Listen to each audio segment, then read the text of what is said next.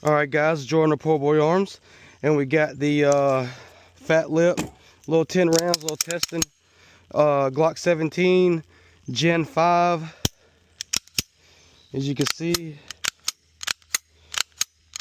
force reset. We got the fat lip right there, you can see it, fat lip by Blake Allen Nicholas, sponsored BS Squirts, got them on his site, got the gold, black, raw. Let's get it, baby. Literally first shots with stock recoil spring. I got an adapter or 22-pound recoil spring coming, but let's just see if she'll work like this. Oh, let's go, baby. Let's go. 2 for 2 today. 2 for 2 today. Let's go, baby.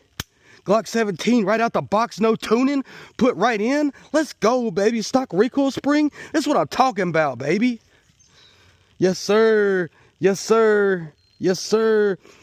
Big shout out to Blake Allen Nicholas, because that thing is a work of art, baby. The fat lip is a work of art.